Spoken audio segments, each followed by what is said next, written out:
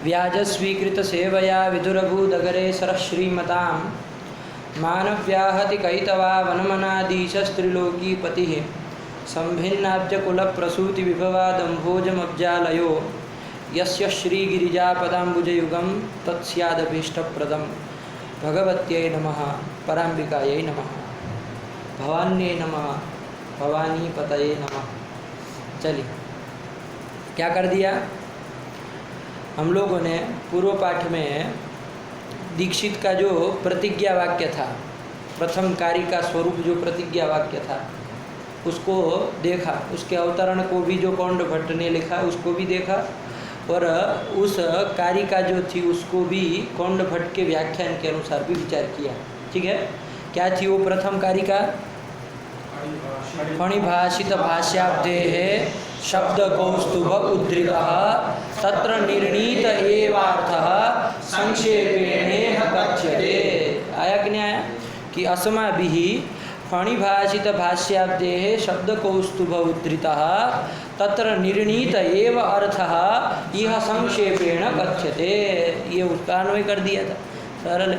और इसको हम लोगों ने इसका वो भी हो ही गया था ना, भूषण सार कौंड भट्ट का व्याख्यान इसमें हो गया था। चलिए सब देख लिए। अब इसके बाद अब प्रतिज्ञा कर चुके कि शब्द कौस्तुभोक्त जो अर्थ है उसी अर्थ को मैं यहाँ पर संक्षेप से कह रहा हूँ, कह रहा हूँ, यही कहा ना, संक्षेपेण अस्माभिः कथ्यते। तो प्रतिज्ञा कर दिए। अब वो प्रतिज्ञा कर दिए तो अब जो प्रतिज्ञा की है वही अमल कर रहे, प्रतिज्ञा का है कि नहीं है? प्रतिज्ञातम आह करके जा रहे हैं, ठीक है ना? प्रतिज्ञातम आह, प्रतिज्ञातम मतलब प्रतिज्ञा विषयीभूतम आह, है कि नहीं? प्रतिज्ञा का विषय, प्रतिज्ञा किम विषयिणी की थी? क्या प्रतिज्ञा की थी? अर्थ का यहाँ संक्षेप से मैं कहूँगा तो वही चीज़ अब यहाँ पर संक्षेप से कहने जा रहा है, ठीक है ना? यही दूसरी कारिका देखिए, दो लिखा है ना, ये दीक्षित की कारिका है, ध्यान दीजिएगा, ठीक है ना? इसके पहले वाली गई जो और नंबर 1 की वो भी दीक्षित की थी, ये भी दीक्षित की थी, और जो गद्य आ रहा है अवतरण बनाने चाहे उसकी व्याख्या के रूप में वो कौंड भट्ट जी का है। हाँ, इसमें आपको अब संदेह नहीं होना चाहिए। प्रतिज्ञातम आह, कह आह भट्टो दीक्षित आह, लेकिन ये प्रतिज्ञातम आह लिख कौन रहा है? कौंड भट्ट लिख रहे। ठीक, बस ये सब पता चले कि कुछ विवेक ही नहीं है कि कौन क्या है। चलिए, तो फल व्यापारयोर्धातुराश्रयेतु तिंगः स्मृताः फले प्रधानम व्यापारस्तिंगर्थस्तु विशेषणम। ये आपका कारिका है, और ये जो कारिका आपकी आ रही है इस प्रकरण को कौंड भट्ट जी ने एक नाम दिया, धात्वर्थ प्रकरणम। क्या नाम दिया? इसलिए देखिए वो घेर करके लिख भी दिया, अथ धात्वर्थ प्रकरणम। यहाँ से जो प्रतिज्ञातम आह है ना उसके पूर्व में लिखा है ना अथ धात्वर्थ प्रकरणम। तो इस है धात्वर्थ निर्णय, ये रखिए, है ना?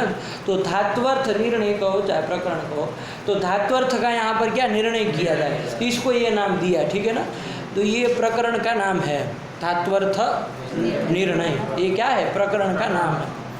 अब वो प्रकरण में तो हम लोग प्रवेश कर ही रहे हैं, कारिका का उच्चारण भी हो ही गया तो प्रवेश हो ही गया, लेकिन थोड़ा विचार करके उसमें जाते हैं, ठीक है ना? सीधे उसमें साक्षात प्रवेश करें, थोड़ी इसके पीछे की थोड़ी भूमिका देखें, है ना? क्या क्या चीज़ रही कि जिसके कारण ये सब ग्रंथ आपके सामने आया, फल व्यापार योर्धातु। तो बात हमको ये करनी है कि हमारे व्याकरण सिद्धांत में दो तरह के शब्द माने जाते हैं। व्याकरण शास्त्र में हम लोग कितने प्रकार के शब्द मानते हैं? 2 प्रकार के शब्द मानते हैं। एक स्फोटात्मक शब्द मानते हैं और एक ध्वन्यात्मक शब्द मानते हैं, ठीक है ना? जो लोग स्थूल बुद्धि वाले हैं उनको ध्वन्यात्मक शब्द तो समझ में आता है, स्फोटात्मक शब्द उनके गले से नीचे नहीं उतरता है, तो उनकी उसमें उनकी स्थूलता ही कारण है, और क्या कहे। तो 2 प्रकार के हमारे व्याकरण साम्राज्य में 2 प्रकार के क्या माने जाते हैं? शब्द माने जाते हैं, ये समझ में? एक स्फोटात्मक शब्द और ध्वन्यात्मक शब्द, ठीक है? अब ये स्फोटात्मक शब्द क्या है? तो उसके लिए एक प्रकरण ही आ रहा है, स्फोट प्रकरणम करके आगे आने वाला है, इसी ग्रंथ में आने वाला है, तो विस्तार से देखेंगे लेकिन चूंकि यहाँ अभी कुछ विशेष विचार करना है तो हल्के हल्के से उसको देख लेंगे स्फोटात्मक शब्द को। और ध्वन्यात्मक शब्द तो आप जानते ही है कि जो ये वाणी से हमारे द्वारा बोला जा रहा है और जो आपके कान में जा रहा है ना, श्रोत्रेंद्रिय के द्वारा आप जो ग्रहण कर रहे हैं, है ना, वही ध्वन्यात्मक शब्द है कि नहीं? इसी को ध्वन्यात्मक शब्द कहते हैं। स्फोटात्मक शब्द कुछ और चीज़ है, वो क्या है उसको देखेंगे, लेकिन ध्वन्यात्मक शब्द समझे कि नहीं समझे? तो ये दो तरह के शब्द हो गए, स्फोटात्मक और ध्वन्यात्मक के भेद से। ये दोनों में हमारा भाष्य प्रमाण है, दोनों में भाष्य प्रमाण है, दोनों पक्ष भाष्य प्रमाणित है, दोनों को शब्द कहते हैं। जैसे स्फोटात्मक शब्द में क्या प्रमाण है, तो उसको गहराई से समझेंगे तब आपको समझ में आएगा कि वो भाष्य से कैसे निकला। लेकिन फिलहाल मैं आपको पंक्ति बता दे रहा हूँ कि क्या वो शब्द है। तो येन शासना लांगुल ककुद खुर विषाणी नाम संप्रत्ययो भवति सह शब्द। इस भाष्य के वचन से स्फोटात्मक शब्द का प्रमाण मिलता है, ठीक है ना? स्फोटात्मक शब्द की सत्ता प्रतीत हो रही है कि नहीं इस वाक्य से। और उसके आगे लिखे है तत्र ध्वनि ही शब्द पुनः अथवा पुनः ध्वनि ही शब्द, ऐसा करके दिए। तो ध्वनि ही शब्द, तो ध्वन्यात्मक भी शब्द होता है, इसमें भी भाष्य प्रमाण है, ठीक है ना? जबकि लोक में शब्द मतलब हम लोग ये जो ध्वन्यात्मक जो आप श्रोत्रेंद्रिय के द्वारा ग्रहण कर रहे हैं उसी को शब्द मानते हैं, और ध्वन्यात्मक जो है उसको ही शब्द समझते हैं, लोक में भी और नैयायिक लोग भी, ठीक है ना? और प्राकृत लोग भी यही समझते हैं। उनको स्फोटात्मक कोई शब्द भी होता है, उनका गंध नहीं है दूर दूर तक, है कि नहीं है? तो ये क्या है, स्फोट ध्वन्यात्मक शब्द समझ में आया?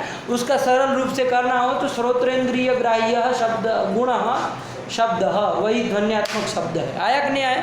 श्रोत्रेंद्रिय के द्वारा जिसका ग्रहण किया जाए इसको कहते हैं वैखरी वाक, वो भी कह दीजिए। तो वो भी क्या है आपकी वैखरी जो वाक है ना, वो भी आपका क्या ध्वन्यात्मक शब्द ही है। आया कि नहीं आया? ये अब दूसरा मानते हैं हम लोग स्फोटात्मक शब्द। अब आपके मन में एक सामान्य रूप से जिज्ञासा होगी, जब आप प्राकृत नैयायिक पर्यंत सब लोग ध्वन्यात्मक शब्द ही मानते हैं तो आप ये नया चीज़ क्या लेके आए हैं हमारे सामने, है कि नहीं? स्फोटात्मक शब्द रूप, क्या ज़रूरत है इसकी?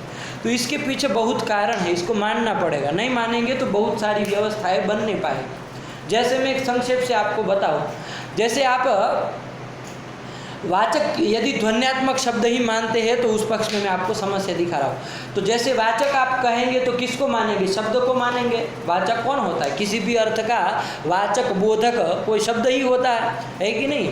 तो वो भी आप लोग ध्वन्यात्मक शब्द ही कहेंगे। जैसे वो घड़ा जो आता है कंबुग्रीवादी आकार का रहता है कि नहीं है? तो वो जो घड़ा है आपका, वो घड़े का वाचक बोधक शब्द कौन है आप कहेंगे? क्या कौन शब्द है? घट शब्द, यही कहेंगे घट शब्द है। ध्वन्यात्मक शब्द मान रहे हैं आप लोग, घट शब्द है उसका वाचक है। अब मैं आपके सामने दो पक्ष रखूँगा कि ये जो घट शब्द वाचक चाहे बोधक आप मान रहे हैं, तो ये पूरे समुदाय को आप मान रहे हैं कि प्रत्येक वर्ण को वाचक मान रहे हैं? आपसे श्रीमुख से ही सुना जाए कि आप ध्वन्यात्मक जो घट शब्द को आप वाचक मान रहे हैं, तो वो घट जो समुदाय उसको वाचक मानते हैं कि केवल उसके प्रत्येक वर्ण को आप वाचक मानते हैं? क्या उसके समुदाय को मानते हैं। बहुत अच्छे है ना, क्योंकि समुदाय का जब उच्चारण करेंगे घट, तभी क्या होता है सामने वाले को श्रोता को बोध होता है, ऐसा आप कहेंगे, ठीक है ना? तो समुदाय जो है वो क्या है? वाचक है आप कहेंगे। अब मुझे बताइए, आप घट बोलना चालू करिए। घट एक ही साथ में घ अ ट चारों वर्ण बोल दिए क्या?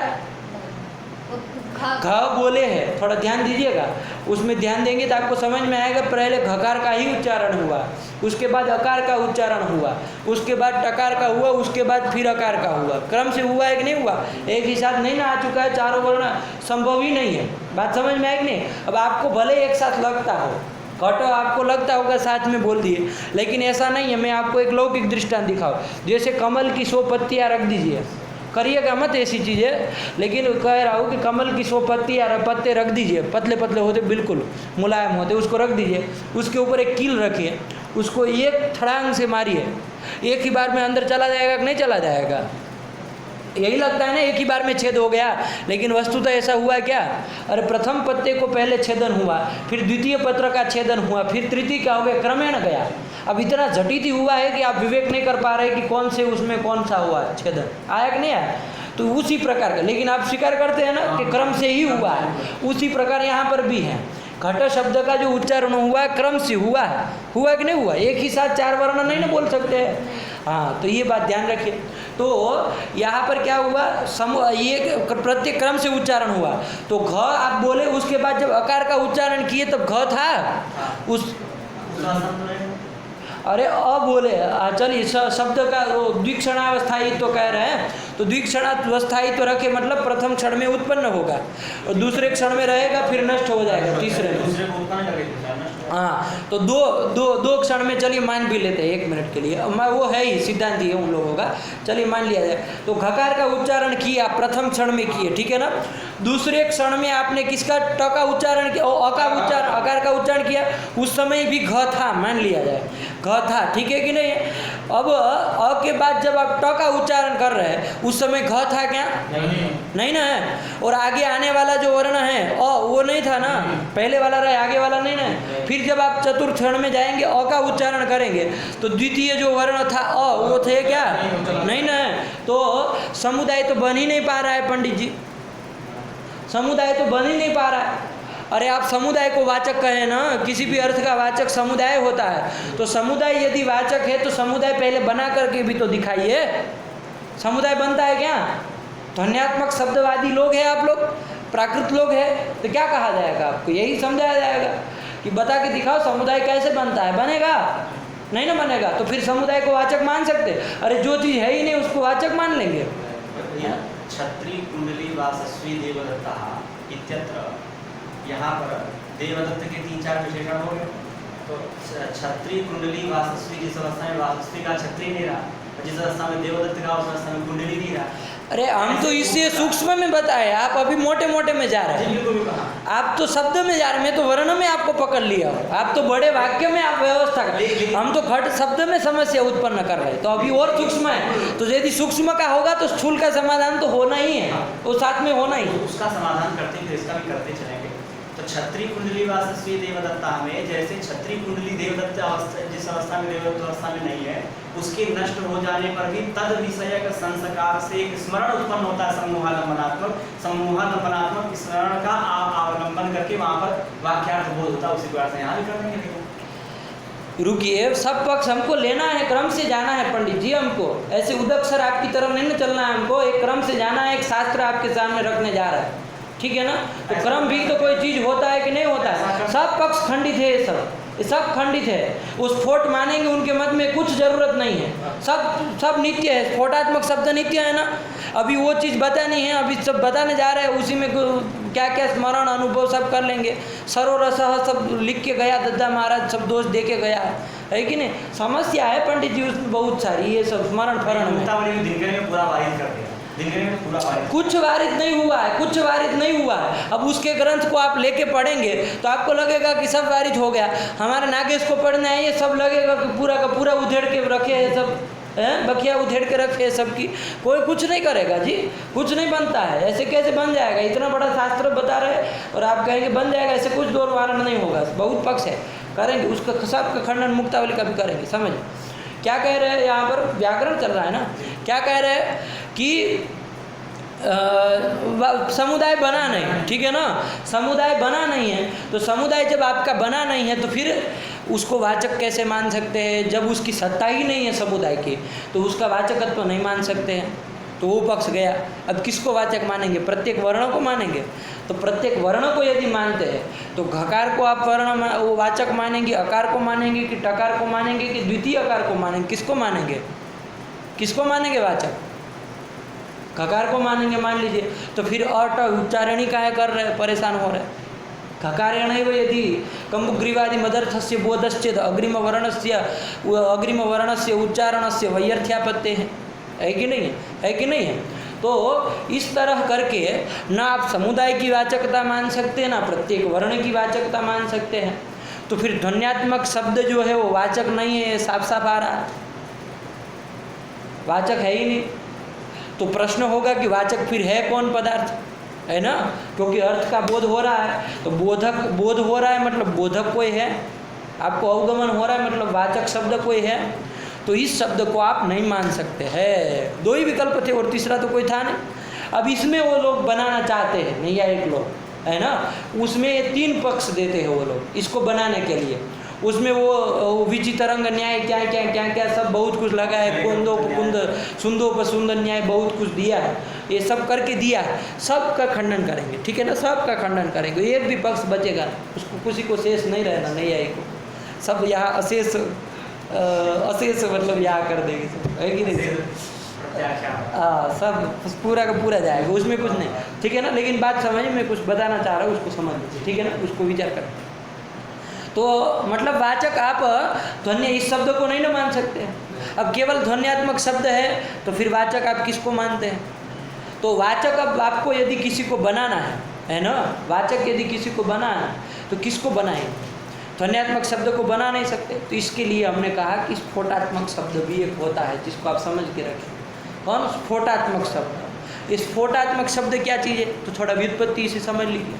स्फुटति अर्थः यस्मात्, स्फुट धातु से जब अपादान अर्थ में घई करेंगे तो स्फुटति अर्थः यस्मात्, स्फुटति मतलब अभिव्यक्ति भवति, अर्थः यस्मात्, है ना, स्फुट मतलब अर्थ अभिव्यक्त होता है जिससे, बोधित होता है जिससे, उसको कहेंगे स्फोट।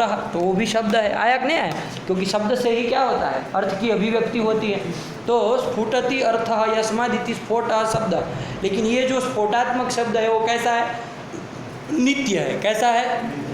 ऐसे यहाँ वैसे नहीं होगा कि एक वर्ण का उच्चारण हुआ फिर दूसरा वर्ण मतलब गया, वो दूसरा आया तो पहला गया, तीसरा आया तो दूसरा गया, ऐसा यहाँ नहीं है, है ना। ये स्फोटात्मक शब्द जो है वो क्या है? नित्य है। कैसा है? नित्य है। जब नित्य है तो इसका समुदाय तो संभव है ना जी, और इसका तो समुदाय संभव है ना, तो उसकी वाचकता भी बन जाती है, ठीक है ना।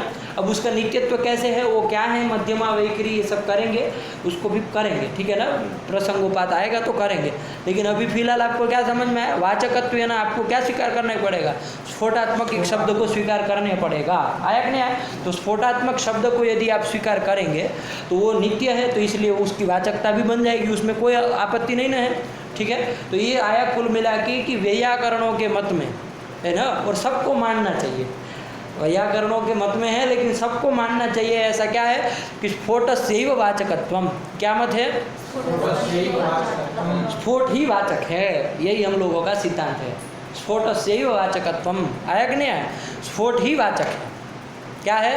स्फोट ही वाचक। जिसके यहाँ शब्द अनित्य होगा, जिसने शब्द को द्रव्य नहीं माना, गुण माना, तो अनुमान से सिद्ध करेगा शब्द अनित्यः कुतः गुणवत्वात्। हम भी मानते हैं शब्द अनित्य है, तो हम खुद कह रहे शब्द अनित्य है, लेकिन वो ध्वन्यात्मक जो प्राकृत से लेकर के नैयायिक पर्यंत लोग जानते हैं, है कि नहीं है, वो शब्द अनित्य है, हम भी मानते हैं, उसमें हमारा कोई विवाद नहीं। हम आपके साथ अनुमान को दोहराएंगे, आपसे पहले बोल देंगे शब्द अनित्य है कि नहीं है, जोड़ देंगे, क्या पीछे जोड़ते हैं, कार्यत्वात्, कार्यत्वात् है कि नहीं, कार्य है ना जी।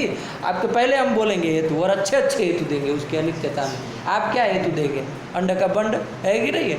तो ये क्या बात होती है जी, हम भी मानते शब्द अनित्य होता है, लेकिन ध्वन्यात्मक या हम शेष ये जोड़ देंगे पीछे, ध्वनि रीति शेष है कि नहीं, ध्वनि शब्द अनित्य कार्यत्वात्, आया कि नहीं, ये जोड़ना।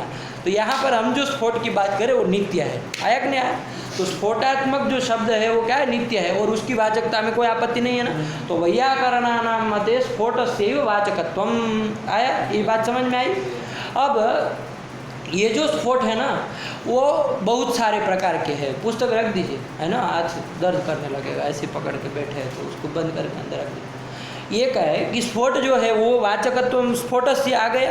अब ये स्फोट जो है वो नाना प्रकार का है कि नहीं, मतलब बहुत सारे भेद है इसके। आया, कितने भेद है? तो सामान्य रूप से मोटे मोटे तौर पे गिन लेते हैं, 8 प्रकार के भेद है, ठीक है ना। 8 प्रकार के भेद है। क्या है वो? एक ही बार उच्चारण करूँगा, आप लोगों को ग्रहण कर लेना और बाद में दोहराना, ठीक है ना। वर्ण स्फोट, पद स्फोट और वाक्य स्फोट, 3 हुए कि नहीं हुए? अभी इसमें बीच में एक बार व्यक्ति जोड़ दीजिए, इसमें जाति, एक बार जाति जोड़ दीजिए, मतलब वर्ण व्यक्ति स्फोट, वर्ण जाति स्फोट, और पद व्यक्ति स्फोट, पद जाति स्फोट, वाक्य व्यक्ति स्फोट, वाक्य जाति स्फोट, कितने हो गए कुल? 6 हो गए।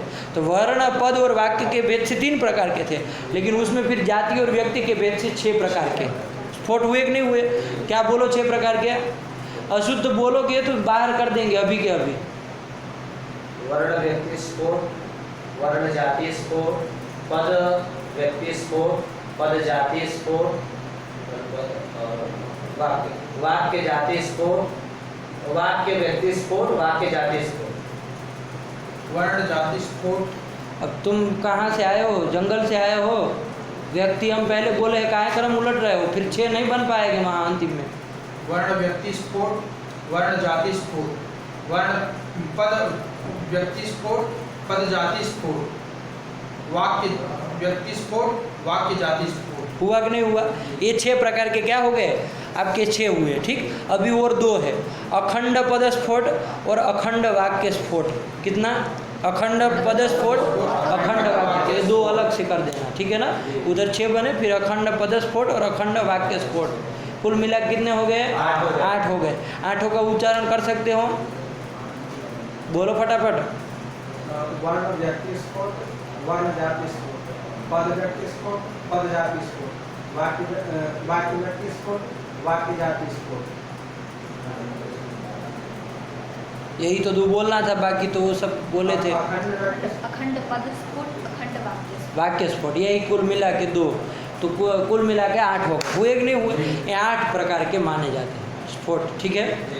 लेकिन ये 8 प्रकार के माने जाते हैं, लेकिन इन 8 में सबसे अंतिम में कौन सा बोले हैं? अखंड वाक्य स्फोट, वही मुख्य है। क्या है? अखंड वाक्य स्फोट, यही मुख्य है। यही स्फोट, ये अखंड वाक्य स्फोट ही मुख्य है। अब आप कहेंगे भाई स्फोट 8 प्रकार के स्फोट आपके यहाँ नित्य, सब नित्य, ये फिर ये मुख्य क्या हो गया जी? अखंड वाक्य स्फोट मुख्य, तो कैसे मुख्य? प्रश्न होगा कि नहीं होगा? तो उसके लिए आपको एक हेतु बताता हूँ। क्या हेतु? कि आप देखिए 8 प्रकार के स्फोट, जितने भी 8 प्रकार के आए, उसमें से मुझे बताइए कि निराकांक्ष वाक्य के अर्थ की प्रतिपत्ति किसके द्वारा होती है? निराकांक्ष अर्थ का बोध, प्रतिपत्ति मतलब बोध। निराकांक्ष अर्थ का बोध किसके द्वारा होता है? वाक्य, उसी से होगा ना जी। अखंड उसी से होना है, वाक्य स्फोट से ही होना है ना, इसीलिए उसी की मुख्यता है। क्योंकि आप केवल पद होगा, घट है, घट इतना कह दिया, चाहे घटम कह दिया, तो आपको निराकांक्ष बोध होगा क्या? आपको जिज्ञासा, आकांक्षा आपकी बनी रहेगी कि भाई घटम क्या, घटकर्मकम किम, आनयनम स्रोटनम क्या, होगा कि नहीं होगा? तो ये निराकांक्ष बोध नहीं ना हो रहा है, वो वर्ण स्फोट से तो होना ही नहीं, पद स्फोट से भी नहीं हो रहा, वाक्य स्फोट से होगा। आया कि नहीं आया? इसीलिए वाक्य स्फोटस्यैव मुख्यत्वम। किसका मुख्यत्वम? क्यों? क्योंकि लोके तस्यैव अर्थबोधजनकत्वात्। बोलिए इसको, लोके तस्यैव अर्थबोधजनकत्वात्। इधर शास्त्र में तो हम घट से भी अर्थबोध कर ले, है कि नहीं? शास्त्र में तो हम लोग भू से भी अर्थबोध कर ले, सत्ता, भू से सत्ता अर्थ नहीं बोध कर सकते, सत्ता अर्थ भू से भी कर ले, टिप से भी अर्थबोध कर ले, है कि नहीं है? लेकिन लोक में आप देखिए किसके द्वारा अर्थबोध होता है? अर्थबोध का जनक वाक्य ही होता है। तो लोके वाक्यस्यैव, वाक्य स्फोटस्यैव अर्थबोध जनकत्वात् वाक्य स्फोटस्यैव मुख्यत्वम। आया कि नहीं आया? क्योंकि लोक में उसी से अर्थावगमन सबको होता है, अर्थ प्रतीति होती है। आया कि नहीं आया? इसलिए वाक्य स्फोट की मुख्यता है। आया कि नहीं आया? 8 प्रकार के स्फोट, और उसमें वाक्य स्फोट, जो अखंड वाक्य स्फोट है, उसी की मुख्यता। चरम हमारा पदार्थ वही है, वही हमारा चरम पदार्थ है। आया कि नहीं आया? अब आप कहेंगे कि पंडित जी ये अखंड वाक्य स्फोट मुख्य है, उसी से लोक में अर्थावगमन होता है, ये आप सबने समझाया, और मुख्य भी वही है, ये भी समझ लिए, तो फिर 8 क्यों लगाए हो पूछ की तरह सबके पीछे, है कि नहीं है? और स्फोट है उसको एक मानिए, अखंड वाक्य स्फोट, ये 8 क्यों मान रहे हो? उसके साथ और भेद क्यों मान रहे हो? प्रश्न होगा कि नहीं होगा? जब इसी से लोक में अर्थावगमन होना है ना, तो फिर बाकी के माने क्यों हैं? प्रश्न होगा कि नहीं होगा? इसका भी समाधान साथ ही साथ में समझिए। देखिए, अखंड वाक्य स्फोट ही हम माने, तो अब हमको क्या कराना है? शक्ति ग्रह कराना है। क्या कराना है? शक्ति ग्रह मतलब ज्ञान। तो शक्ति ज्ञान हमको कराना है ना? किसका क्या अर्थ होता है? व्याकरण का काम है ना शक्ति ज्ञान कराना। शक्ति ज्ञान बहुत सारे उपायों से होता है कि नहीं है? उसमें एक व्याकरण सबसे पहले रखा है, शक्ति ग्रहम व्याकरणोपमान, क्योंकि सबसे अच्छा है, सबसे श्रेष्ठ है, इसलिए वही, बाकी सब है कि नहीं। जबकि वो व्यवहार जो है वो शिरोमणि है, लेकिन वो रहे, लेकिन व्याकरण की उपादेयता अपनी जगह पर बहुत अच्छी है कि नहीं है। इससे जो अर्थावगमन होगा वो अन्य से नहीं होगा, है कि नहीं। तो ये क्या है? शक्ति ग्रह कराना, शक्ति ज्ञान कराना। अब आप कहेंगे शक्ति ज्ञान क्या है? तो और कुछ नहीं, किस पद का क्या अर्थ है वही बताना है ना, व्याकरण से ये बताना है आपको। अब आप अखंड वाक्य स्फोट एक ही हम मानेंगे, तो रामः ग्रामम गच्छति, अखंड वाक्य स्फोट जो होगा उसी को माना जाएगा ना। अब इसमें वो रामः और ये गच्छति कुछ नहीं ना माना जाए, तो रामः ग्रामम गच्छति इसका आपको शक्ति ग्रह कराना पड़ेगा कि रामः ग्रामम गच्छति मतलब राम जो है वो गांव में जा रहा है। फिर रामः विश्वविद्यालयम गच्छति, तो उसका शक्ति ग्रह, अरे वाक्य बदल गया ना, बदला कि नहीं बदला? तो रामः विश्वविद्यालयम गच्छति इसका कराना पड़ेगा। अब रामः गृहम गच्छति, तो उसका कराना पड़ेगा, और वाक्य अलग हो गया, अखंड वाक्य सब अलग अलग है कि नहीं है, तो उसका शक्ति ग्रह कराएंगे। फिर कहेंगे रामः का नगरम गच्छति, उसका अलग वाक्य ग्रह वो कराइए, है कि नहीं है। भाई फिर वो कराएंगे कि रामः फला वहाँ गच्छति, महाविद्यालयम गच्छति, उसका अलग से कराइए, विद्यालयम गच्छति, उसका अलग कराइए। कितने शक्ति ग्रह कराने पड़े देखिए, एक अब इतने से रुक नहीं जाना है। और राम की जगह जब कृष्ण आएगा तो कृष्णः गृहम गच्छति, कृष्णः वहाँ गच्छति, ये आएगा। कितना करा? एक तो लंबे लंबे वाक्य कितने वाक्य बनेंगे बताइए। फिर राम की जगह वो ग्रामम की जगह फिर वहाँ पर कोई विभक्ति अंतर जोड़िए यदि होती है तो, है कि नहीं। फिर गच्छति की जगह दूसरी गच्छतः जोड़िए दो लोगों के लिए, फिर गच्छन्ति जोड़ के अलग वाक्य उसका शक्ति ग्रह कराइए। ऐसे कितने वाक्य आपके, कोई गिनती है क्या? अब आपको प्रति वाक्य संकेत ग्रह कराना होगा तो करा पाएंगे? किसी को प्रति वाक्य कहा जाएगा, इसको प्रति वाक्य मतलब प्रत्येक वाक्य से आप उसको बता दीजिए कि इसका ये अर्थ होता है, संभव है कभी? तो प्रति वाक्य संकेत ग्रह मतलब शक्ति ग्रह कराना असंभव है। ये सब आप अनुभव अभी कर चुके है कि नहीं है? नहीं ना करा सकते हैं। प्रति वाक्य किसी को शक्ति ग्रह नहीं करा सकते, असंभव है कि नहीं है? कठिन नहीं, असंभव है, हो ही नहीं सकता कभी। बात समझ में है कि नहीं? इसलिए हमने क्या किया, ये वाक्य जो अखंड वाक्य स्फोट है ना, उसमें हमने पद की कल्पना कर दी। क्या कर दी? भाई इसमें रामः पद है, ग्रामम पद है, गच्छति पद है, ऐसे पदों की कल्पना तोड़ दिया, खंड कर दिया, है कि नहीं? अखंड नहीं, तोड़ दिया। तो पद स्फोट की कल्पना की कि नहीं की? तो इसलिए हमको पद स्फोट मानना पड़ा, क्योंकि हम ये सब न हो। अब देखिए रामः का एक बार शक्ति ग्रह करा देंगे, अब रामः जहाँ आएगा वहाँ हो जाएगा कि नहीं हो जाएगा? ग्रामम जहाँ आएगा तो उसका सब जगह हो जाएगा, चाहे कृष्ण के साथ रहे, चाहे हरि के साथ रहे, चाहे किसी के साथ रहे। इसी तरह गच्छति जिसके साथ आएगा उसका कुछ कम हुआ कि नहीं हुआ? पार कुछ कम हुआ। अब देखिए इसमें भी बवाल कम नहीं है। अभी रामः और गच्छति मतलब गम धातु का गच्छति केवल नहीं ना मानता है। सामा मोटे मोटे तौर पे देखेंगे तो कम से कम आपके 90 रूप जाएंगे। 10 लकार आप यदि गच्छति के गिनते हैं गम धातु के, तो 90 का शक्ति ग्रह कराइए कि गच्छति का ये मतलब, गच्छतः का ये मतलब, गच्छन्ति का ये मतलब, गच्छसि का गच्छतः का गच्छतः, गच्छामि गच्छाव गच्छा, इन सब का फिर जगाम का बनाइए, जगमतु का बनाइए। उसमें यदि बीच में 2 रूप बन जाते हैं तो 90 से ऊपर आपका अहोभाग्य है कि नहीं? आपका अहोभाग्य आप शक्ति ग्रह कराते रहिए, है कि नहीं है? तो क्या अभी भी कम नहीं हुआ है ये सब बवाल? अभी भी असंभव है कि नहीं है? तो इसलिए और हमने इसको तोड़ा, ये जो पद पहले तो वाक्य में से पद को अलग किया, अब पद में फिर प्रकृति और प्रत्यय के रूप से हम लोगों ने अलग अलग कर दिया। प्रकृति प्रत्यय की कल्पना की, क्या की? कि गच्छति में गम धातु है और ती प्रत्यय है, ये कल्पना हम लोगों ने की है ना। अब देखिए कितना अच्छा हो गया। एक बार गम अर्थ बताया गम्भीरगतो, अब आप 90 रूपों में जहाँ गम गम गम गम दिखे और 90 रूप नहीं है उसका आप यंग और निजंत में जाइए, उधर जाइए, यंगंत में जाइए, यंग लुगंत में जाइए, अनंत रूप जाते हैं। इसलिए पदों में भी कुछ लाघव वो नहीं था, संभव नहीं था सबका। कितने का 90 इधर हो गए, फिर निजंत के कितने बनेंगे, उसके कितने बनेंगे, है ना। और भी यदि फिर कुछ और नाम धातु बना करके कुछ किया यदि, है ना, तो फिर और बवाल है कि नहीं है। तो कम नहीं था, लेकिन अब क्या कर दिए, पदों, ये असंभव था कि नहीं था, पद में भी शक्ति ग्रह कराना असंभव था, ध्यान दीजिएगा। इसलिए और क्या कर दिए, उसमें किसकी कल्पना की, प्रकृति प्रत्यय की कल्पना की, और गम का बता दिया, गम री गतो। अब देखिए जितने भी गम वाले हैं सबका पता चल गया, गति गति गति गति गति गति गति गति हो गया कि नहीं हो गया। तिप का बता दिया कि एकत्व अर्थ है, कि कर्ता अर्थ है, कि क्या है। तस का बता दिया द्वित्व अर्थ है। अब वही तिप आपके 10 लकारों में जाना है, और आगे यदि आप निजत बनाते उधर ही तिप तिप सब जाना है, तो एक ही। तो ये अब शक्ति ग्रह कराना संभव होगा कि नहीं होगा। तो यही शक्ति ग्रह चूँकि प्रतिवाक्य में संभव नहीं था, इसलिए हमने उसमें पदों का प्रविभाजन किया, पदों का विभाजन किया। और अभी भी संभव नहीं था, तो पदों में फिर प्रकृति प्रत्यय की कल्पना की। तो वाक्य में पद की कल्पना की कि नहीं की, तो वही पद स्फोट कहा, है कि नहीं। और पद में जो प्रकृति और प्रत्यय की कल्पना की वो वर्ण स्फोट। वर्ण स्फोट मतलब वर्ण, मतलब वो वर्ण, उसका वर्ण मतलब एक वर्ण के रूप को स्फोट ऐसा मत मानो।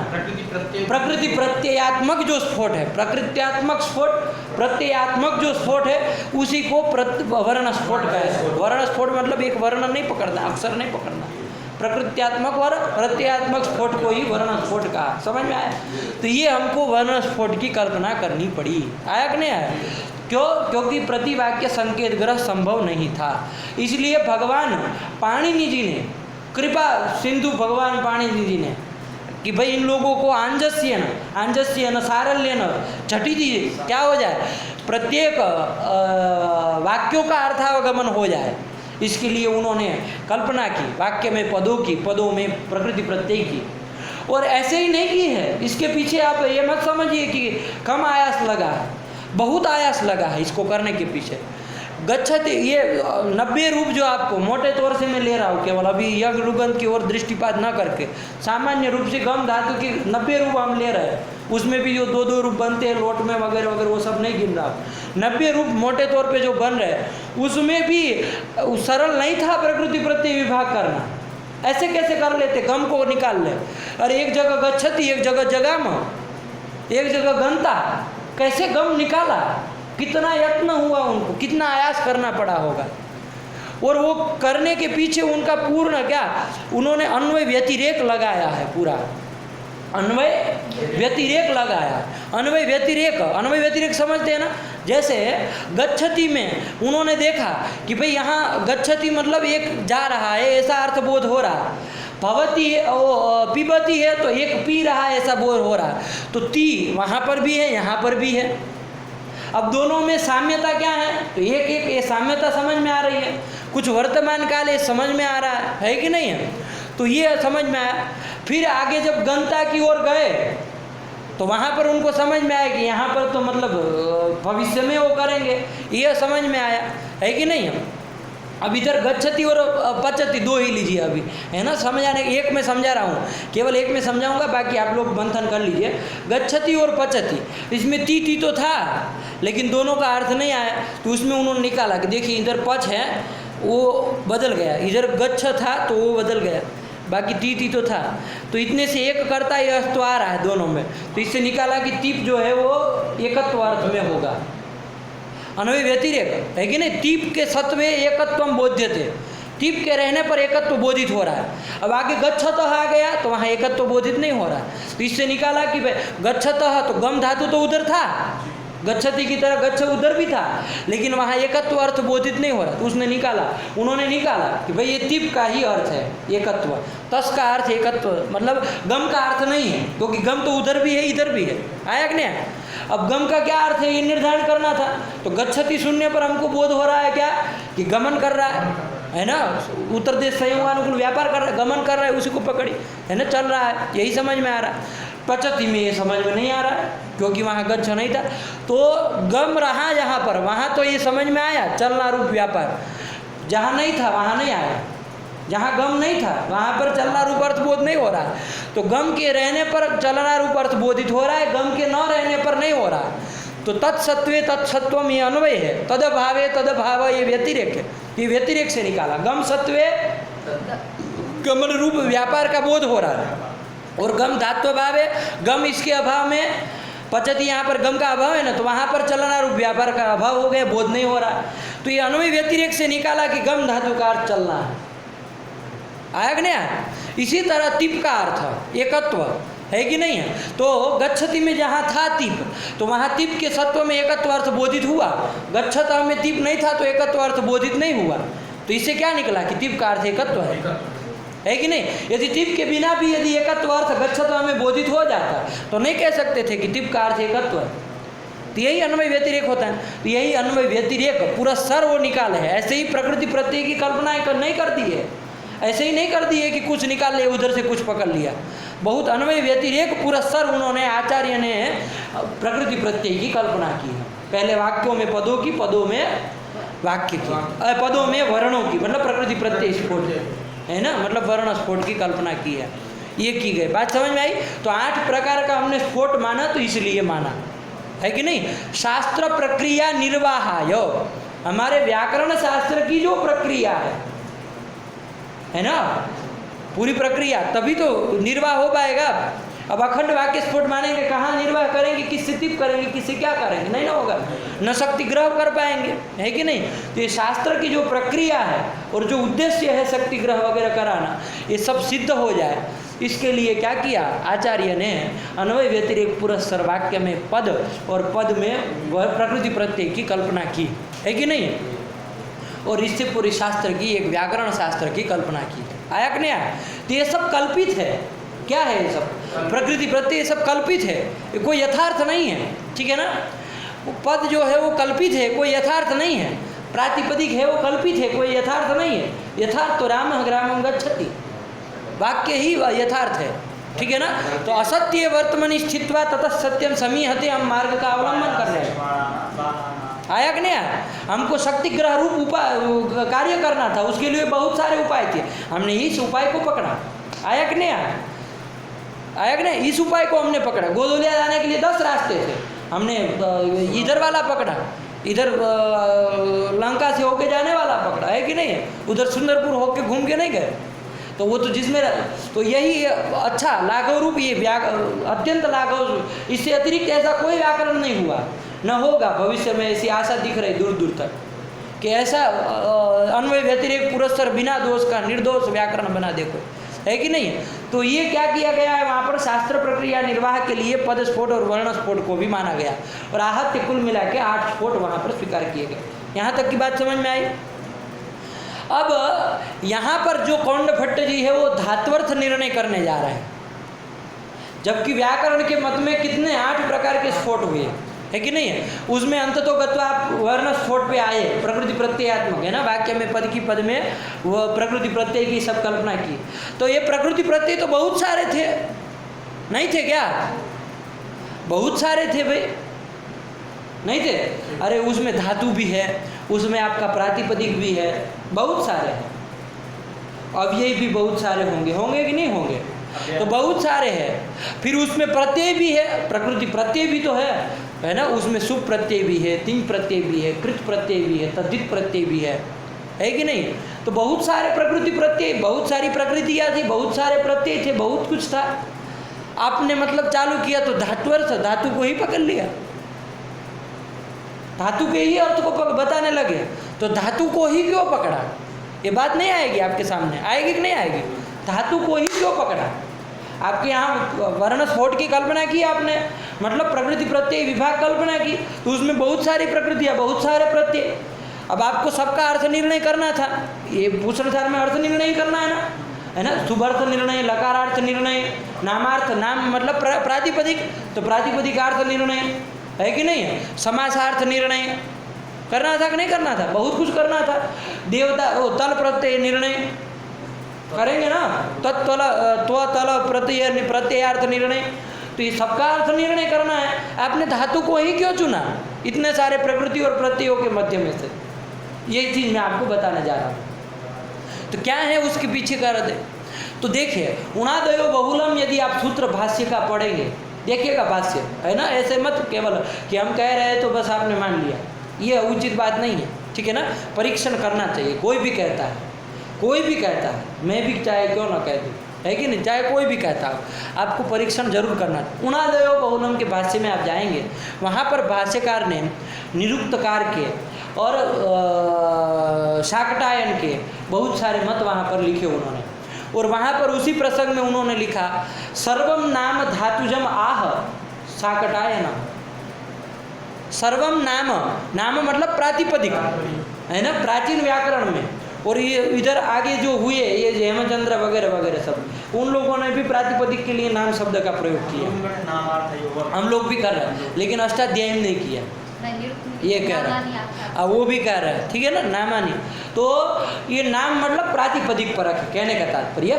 तो ये नाम जो है मतलब प्रातिपदिक, तो सर्वम नाम जितने भी प्रातिपदिक है, जितने भी प्रातिपदिक वो सब क्या है, धातुजम, धातु हो जायन्ते, धातु से उत्पन्न होते हैं, है कि नहीं, धातु से उत्पन्न होते हैं कि नहीं होते, चाहे वो राम प्रातिपदिक हो, चाहे हरि प्रातिपदिक हो, है कि नहीं, चाहे वो कृदंत इधर के हो, चाहे उणादि से निष्पन्न हुआ, सब धातु से ही उत्पन्न होता है। यदि नाम को यदि प्रातिपदिक कहेंगे तो नामाख्यातो सर्ग निपाता, यहाँ पर आख्या नाम के अतिरिक्त निपाता ग्रहण नहीं करना चाहिए, नहीं करना चाहिए, नहीं करना चाहिए, नहीं करना चाहिए, वस्तुतः वाचार नहीं करना चाहिए, वो भी नाम है, लेकिन वो ये नहीं देखता है, वो इधर नहीं देख रहा है, नाम मतलब इधर वो नहीं समझ रहा है, वो उससे वहाँ पर उसको उसका अर्थवत्व अभी सिद्ध करना है कि नहीं करना, बहुत विचार वो करेगा। कुछ वही लक्षण है उसको उसने बताया है वहाँ निरूप में जो दिया ना, नामाख्यातोपसर्ग निपाताश्च, केवल निपात ही नहीं, उपसर्ग को भी नहीं कह सकते हो, नाम से वो भी आ गया, ठीक है ना, लेकिन वो व्याकरण की दृष्टि से नहीं ना चल रहा है, बिल्कुल आप जो नाम व्याकरण लोग मान रहे हो वही वो नहीं ना मान रहा, उसको वहाँ अर्थ निर्णय करना है, वहाँ नाम में उसको द्रव्य का प्राधान्य बताना है ना, नाम का लक्षण सत्व प्रधानानि नामानि बताना है, जो कि उधर घटने वाला नहीं है, उधर उपसर्ग और निपात में उसने जो लक्षण बताया उसको देखना पड़ेगा ना, कि हम केवल शुभ कर देते हैं तो उसको मान लेंगे नाम, ऐसा नहीं ना होगा जी। उसको तो वहाँ नाम बता रहा है क्या, सत्व प्रधानानि नामानि, जिसमें सत्व की मतलब द्रव्य की प्राधान्य हो, और उधर उपसर्ग कभी द्रव्य प्रधान होता है क्या, उपसर्ग का अर्थ द्रव्य भी होता है क्या, निपात का अर्थ कभी द्रव्य ही होता है क्या, अरे जो अद्रव्य होता है वही चादयो सत्वे असत्ववाची की ही निपात संज्ञा करते हैं, तो उसको कुछ अन्य उद्देश्य से वो चला है, वो थोड़ी ना आपको विभाग कर रहा है उसका, दुनिया के जितने पदों का विभाग नहीं ना कर रहा है, वो लक्षण करके नाम को कुछ अलग और ले जा रहा है, ठीक है ना, तो उसको अलग रहने दीजिए, वो अच्छा किए है काम। तो यहाँ पर प्रकृति में आइए, क्या कह रहे थे आपको कि सर्वम नाम धातुजम, जितने भी नाम मतलब प्रातिपदिक, आप यहाँ के नाम से आप पूरे पकड़ लीजिए, आप अब आख्यात और उसको छोड़िएगा मत, इधर चूंकि व्याकरण वाला भाष्य का वचन है इसलिए, ठीक है ना। तो सर्वम नाम धातुजम, जितने भी नाम सब धातु, तो सब धातु से ही उत्पन्न हुए, तो धातु का कुछ वैशिष्ट्य है कि नहीं है, अरे सबका दद्दा लगता है वो, है कि नहीं, तो वैशिष्ट्य आया कि नहीं आया, सबका जनक है वो, भाई जनक का वैशिष्ट्य तो घर में रहता ही है, तो वही यहाँ पर धातु का प्राधान्य है। वाक्य में पद स्फोट की, पद स्फोट में वर्ण स्फोट की कल्पना की, शास्त्र ने अन्वय व्यतिरेक पुरस्सर की, बहुत सारे प्रकृति थे, बहुत सारे प्रत्यय थे, लेकिन सब के सब जितने भी आपके जितनी भी नाम प्रकृति नाम है वो सब के सब किससे उत्पन्न हुए, धातु से उत्पन्न हुए, ठीक है ना। और प्रत्यय है पिंग आदि प्रत्यय, तो वो धातु से ही होने वाले हैं, तो उसमें भी वही प्रधान हो रहा है, धातु की ही प्राधान्य नहीं हो रहा, इसीलिए धातु को पकड़े और धातु का अर्थ निर्णय उन्होंने आरंभ में किया। आया कि नहीं आया, धातु हो प्राधान्यात् उणादयो बहुलम इति सूत्रस्थ महाभाष्यानुरोधेन धातु हो प्राधान्यात् धात्वर्थ निरूपणम आदौ कृतम। अरे संगति बतानी पड़ेगी ना, निरूपण आप करने चले हैं, ठीक है ना, अर्थ निरूपण करने चले, धातु को ही क्यों पकड़े जी, है कि नहीं है, तो उसमें संगति बतानी पड़े। धातु हो प्राधान्यात् तदेव आदौ निरूप्यते, आया कि नहीं, धात्वर्थ निरूपणम क्रियते, धातु प्रधान है तो इसलिए धातु के अर्थ निर्णय ही पहले कर रहे हैं, आया कि नहीं, वही आपका प्रकरण का नाम हो गया धात्वर्थ निर्णय। हाँ, धातु के अर्थ का निर्णय किया जाएगा कि भाई धातु का अर्थ क्या क्या है, ठीक है ना, निर्णय मतलब सिद्धांत। वो दिया जाएगा यहाँ पर। तो चलिए, तो हो गया आपका एक प्रसंग के विषय में, ठीक है ना। इसको आप समझिए, आया कि नहीं आया। चलिए, अब यहाँ पर क्या कह रहे, प्रतिज्ञातम आह, ये उन्होंने दिया। अब जाना है उसको, प्रतिज्ञातम आह। हाँ, अथ धात्वर्थ निर्णय, अथ शब्द आरंभ है, अथ धात्वर्थ निर्णय है ना, धात्वर्थ निर्णय आरभ्यते। अब आरंभ करने जा रहे, धात्वर्थ निर्णय बताना, सिद्धांत बताने जा रहे। ठीक, चलिए, तो प्रतिज्ञातम आह, कौंड भट्ट जी कह रहे हैं कि दीक्षित प्रतिज्ञातम आह, दीक्षित ने जो प्रथम कारिका में जो प्रतिज्ञा की कि मैं यहाँ शब्द कौस्तुभोक्त अर्थ का संक्षेपीकरण करूँगा, उसी को वो अभी करने जा रहा है। संक्षेप रूप में शब्द कौस्तुभ अर्थ को ही यहाँ कारिका से बताने जा रहे हैं। तो क्या बताया वो, फल व्यापारयोर्धातु राश्रयेतु तिंगः स्मृताः फले प्रधानम व्यापारस तिंगर्थस्तु विशेषणम, ये आई कारिका। ठीक, सरल रूप से इसको समझ लिया जाए, बाकी तो इसमें विचार तो करना ही है, लंबा चौड़ा विषय है, एक ही कारिका में तो धात्वर्थ समाया हुआ है कि नहीं है। हृदय है, भूषण सार का भी हृदय कह लो, धात्वर्थ प्रकरण का तो हो ही जाएगा, है कि नहीं है। तो यही है, फल व्यापारयोर धातु दिया ना, फल व्यापारयो हो धातु, फल व्यापारयो, कौन विभक्ति लगाए, फलम च व्यापारश्च इति फल व्यापारौ तयो हो फल व्यापारयो हो। कौन सी विभक्ति है, सप्तमी है। कौन विभक्ति, सप्तमी का द्विवचन, सप्तमी द्विवचन। हाँ, षष्ठी में भी बनेगा, है कि नहीं, षष्ठी द्विवचन में भी बनेगा, कोई दिक्कत नहीं ना, षष्ठी में भी बनेगा। लेकिन यहाँ पर कौन सा है, सप्तमी द्विवचन ही है, ठीक है ना, ध्यान रखिएगा। कैसे आएगा तो उसका विचार करेंगे। तो फल व्यापार यो हो धातु। देखिए, हम लोगों की एक शैली है कि हम लोग जब कभी भी अर्थ का निर्देश करते हैं ना, तो सप्तम्यंत पदों से करते हैं। भू, सत्ताया, गमरी, गतौ, है कि नहीं है कि नहीं। अर्थ निर्देश जब भी हम करते हैं, कर्मणि द्वितीया, द्वितीया का अर्थ निर्णय किया जा रहा है। द्वितीया किस अर्थ में, कर्मणि, कर्मवाची का द्वितीया, है कि नहीं है।